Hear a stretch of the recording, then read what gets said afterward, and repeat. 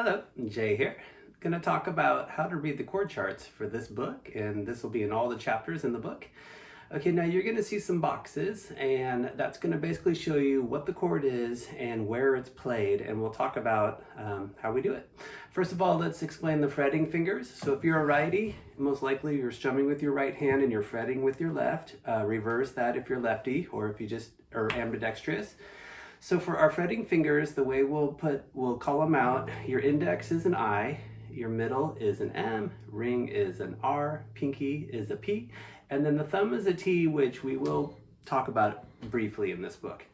Okay, let's go ahead and look at the first chord. So for number one, this is an E major chord. Okay, now if you just see the letter, that's going to be a major chord, and I'll let you know if it's minor or if it has some extension off it. So if you see an E or just the letter C as in number two, those will both be major chords, and it just won't be written major right next to it. Okay, now if you take a look at number one, first of all, up top the box, we're going to see some letters there. Now, if you see an O, that's going to stand for an open string, and then it'll have your fretting fingers, whichever is called to play that chord. Okay, now if you don't see a fret reference, everything will be pretty much in open position. So that top line at the top of the box, that's going to represent basically the nut or the end of the guitar. So if you think about it that way, everything else that's fretted is either going to be on the first fret, second fret, or third fret, usually for the open position chords. Okay, so first chord's going to be an E major, so we'll just kind of build it and talk about the fingers that go into it. Okay, now if you look at the far left, there's going to be that first line that goes straight down. That's going to represent your sixth string or your E string, your low E string. So think of it like the guitar's almost like this in a way when we see these chords. So hopefully this will make a little bit more sense once we get going. Okay, now on the far left, I have an O, that means open sixth string.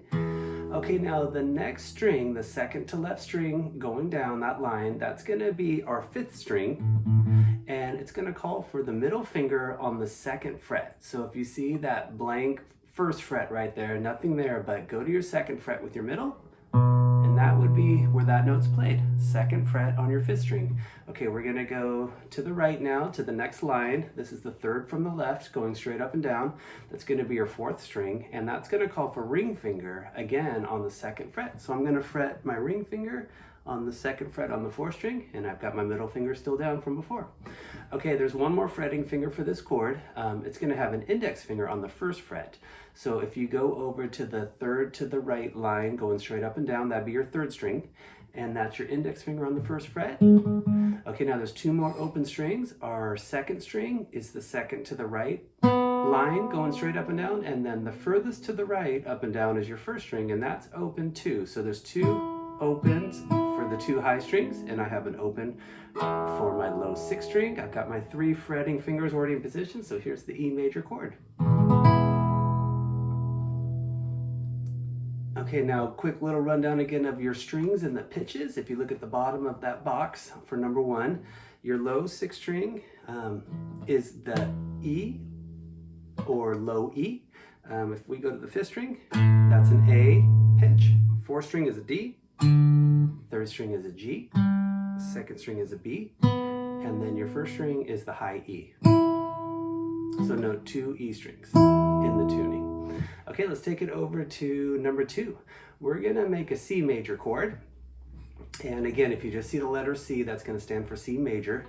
Okay, now once in a while, or actually pretty often, we're gonna have some muted notes or muted strings. So if you look on number two, on the far left, that's your sixth string, there's an X, and that's X'd off on your third fret. And the finger, the fretting finger that's gonna do the muting, and X stands for muting, that's going to be a ring finger. So you're going to see a ring finger used twice for this chord, but one string is going to be muted and one's going to be fretted, and we're going to hear the pitch. Okay, so I have an X on my third fret on the sixth string. That's with my ring finger. That means I'm going to make some contact and mute my low sixth string with my ring finger. Okay, now the ring finger is going to actually fret the third fret on the fifth string. That's the second to left line going straight up and down, and that's right here. So ring finger's doing two double duty here, muting and and actually fretting. Okay, now when we go to the 4th string, that's the 3rd to the left line. That's going to be a middle finger on the 2nd fret on my 4th string. So there it's right there. Okay, 3rd string is going to be open. My 2nd string has an index finger on the 1st fret, and then another open for my 1st string. Okay, now here's the C major chord. And again, for all the open position chords, that very top line going across the box, that's going to represent basically the nut, or where the guitar neck ends right there. Okay, let's take it to number 3. We're going to build an F major, and this one's going to be a bar chord. So we won't get to this chord actually until the last chapter of the book, but let's go ahead and talk about what a bar looks like. Okay, now you're going to see for number 3, a big old line going across the 1st fret. And that's going to represent your index finger doing a bar. So I'm going to do an F bar chord, and then we'll talk about how the index finger is going to get 3 notes actually for this chord. Okay, now if we think about it from the 6th string, I'm going to start in on the far left, and that's my index finger, 1st fret, 6th string. Now I'm going to go to my ring finger on the 3rd fret, 5th string. My pinky goes to the 3rd fret, 4th string. My middle finger goes to the 2nd fret, 3rd string. Okay, now my index finger bars, and I'm actually going to get the 1st frets on the 2nd and 1st string with that index finger. And again, my index is also getting the 1st fret on the low 6th string. So that's your F major bar chord, and index finger is getting 3 notes. Now you're going to see that line going all the way through the 1st fret, but only the dots will represent the notes that we're hearing. Because if you're fretting notes in front of the bar, in this case with my ring, pinky, and middle, you won't hear the notes of that bar chord. Okay, let's go ahead and go to number 4. This is going to be once we take our chords out of open position a little bit, and we can basically go anywhere on the neck. We're only going to go so far for this first book, but when we get to intermediate studies, we'll definitely be venturing out a bit. So we can also use these chord boxes basically to play anywhere on the neck. I'm just going to give you a fret reference. Okay, now for number 4, this is going to be an A add 2. Okay, now notice there's going to be a 5 on the left side of the chord box there. Now that's going to represent a fret reference, and if you see that 5, that means that that's where we're going to start to build our chord or use it as a reference. Okay, now let's go ahead and build this chord. Okay, now if there's an avoid string that's not muted, I'm just going to put an X on it. So if you look at the low 6th string on the far left, there's an X up top right by, kind of where the nut is. That's going to say just don't hit the string. Now you can also mute it. Sometimes thumb can get involved in these things, but more so in this case, just try not to hit your low string. Okay, now here comes ring finger. It's going to do a muting on the 5th string on the 7th fret. So I'm using that 5th fret to reference myself. And if you look at where that ring finger is coming in, it's 2 frets above where that number 5 is, or the 5th fret. So here's my 5th fret. I'm going to actually go up to my 7th fret to get my ring finger there, because I'm still using that 5 as a reference.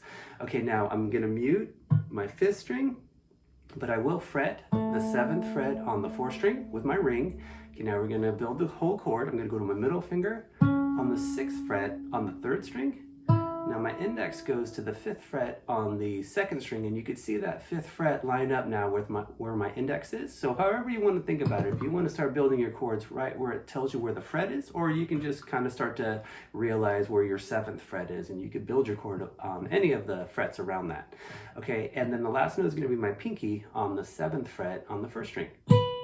Okay, now here's our A add 2.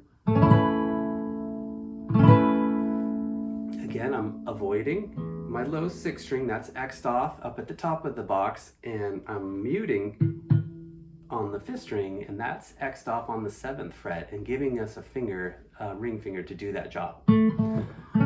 All right, well, that's a little tutorial on reading chord charts. We'll do it all the way through the book, so you'll start to get used to these. This is really universal too. You might see these all over different things on YouTube or the internet or in books. Some people have different ways to write chord charts too, so it's always important just to see what the method is, and then you could always usually figure it out from there. All right, cheers.